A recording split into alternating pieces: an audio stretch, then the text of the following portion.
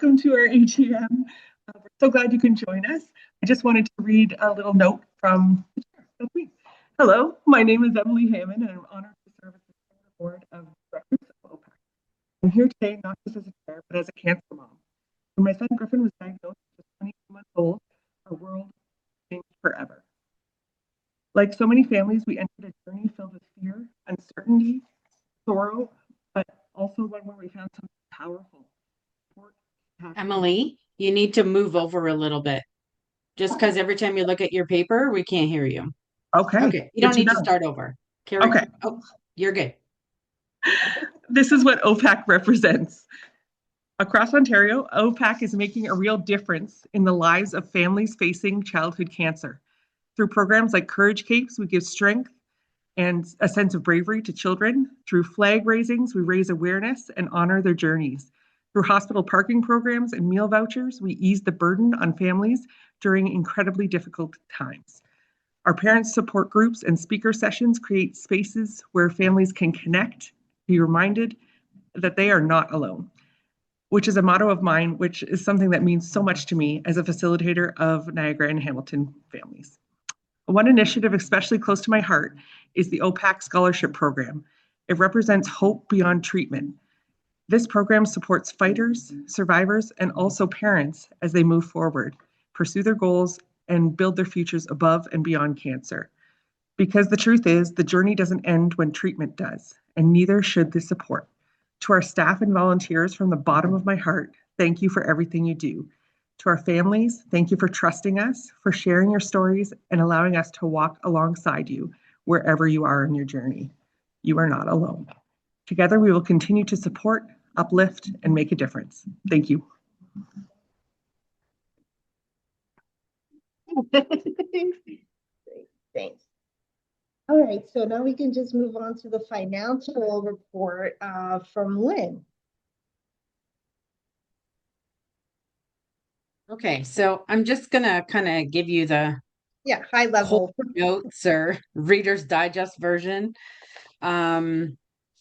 Okay, so first thing is our bank account has like the total funds that we have in our, I think there's about 27 different accounts that we track, which is a lot. And so our funds have gone up, but the C gaming, as I had mentioned before in our other meeting, has gone down. So we're really hoping that those funds will start to come in again because those are really vital to some of our programming. Yeah, there really isn't anything, but we're a very healthy organization. We have plenty of money to run the programs that we have right now. Just want to mention a couple of things on the profit and loss because that was just a comment on the balance sheet. So the profit and loss, as you can see, the very first line is charity gaming. So we brought in $32,000 less than in the previous years or previous year. And so we're hoping that to get that back up again. And just overall, we brought in significantly less money than in the previous years. But because I guess sometimes there's a concern if you guys look at your profit and loss on your classes, so that's like your specific accounts, even if it's in a negative, that's okay. It just means that you have funding from previous years that you're allowed to use up. So if you're looking at your account in the profit and loss section and you see it's in a negative, don't panic. You're still good. If you were out of money, we would let you know.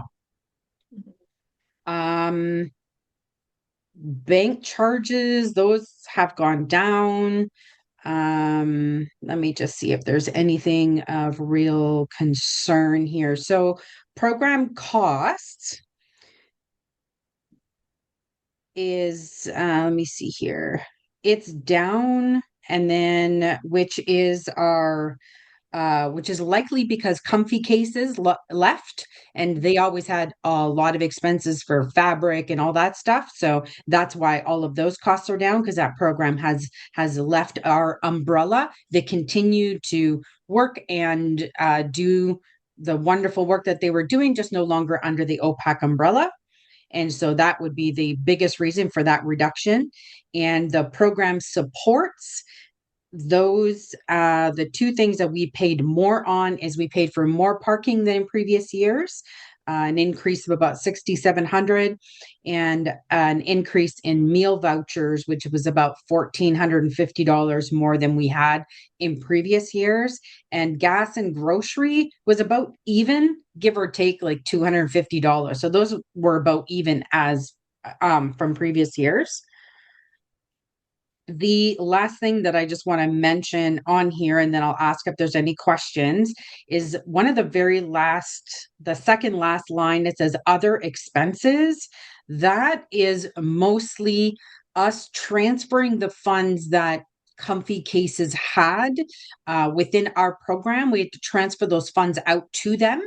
And so that's what that is. We just have to show that somewhere on our financials because we've zeroed out their balance in our bank account. We had to zero that out, and we don't have specific expenses to associate with that. And so we've just put that there so that we can record that to the government on our T3010. The only other thing that I want to mention is that you can't really tell. Yeah, you can't really tell from here, but every time we record parking, we are now getting back, for the last couple of years, we're getting back a portion of the GST and PST, which is what makes up the HST. And this year, I think we're getting back just a little over $9,000 from the government on GST and PST that we've paid throughout the year. That's our highest year so far.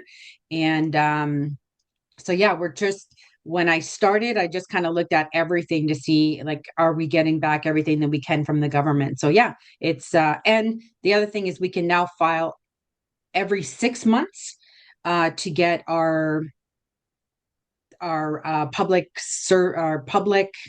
sector rebate from the government. We can do that every 6 months now, effective May 31st. So I filed for 2 of them, and we're just waiting for the funding for that money to come in from the government. So that will also help. Great. Does anybody have any questions? Questions, financial? No, nobody here, Lynn. So I guess we'll need to motion to approve the financials and a seconder. So Emily motions to approve, and a seconder, Jacob? I'll do it. Yeah. Thank you. Okay, to approve these financials. All right, all in favor? Yeah. All right, thank you, Lynn. Thank you so much. And the last part of the AGM is just reconfirming our officials for this next year, 2026 to 27. And I'll just read the names out. We have our board chair, Emily. We have our treasurer, Lynn. And we have the directors, Helen, Lisa, Anna, Michaela, Evelyn, Patty, and Jacob as well. So those are our board for the year. That's it. Anything else? Any other questions or comments, suggestions before we finish up? Is there a reason we don't have a vice chair? I guess nobody's volunteered to do it. I don't know. The main positions being the chair, and we had to have, I think secretary. We don't have a secretary either. I'm the secretary, although technically we should have a board secretary. Yes. Yeah, we don't. It just depends who steps up for that. So yeah, that's all. All right. So yeah. So I don't know if everybody is like the vice chair would kind of be Emily's successor, or the person like that would be kind of replacing Emily down the road if she ever decided to step down from that role, or would replace her if the meeting wasn't there. And really, Sarai shouldn't be taking any minutes from the meetings. Yeah, she should just be attending meetings and just giving in, like, because she does so much for OPACC, she needs to be there to kind of let us know what's going on.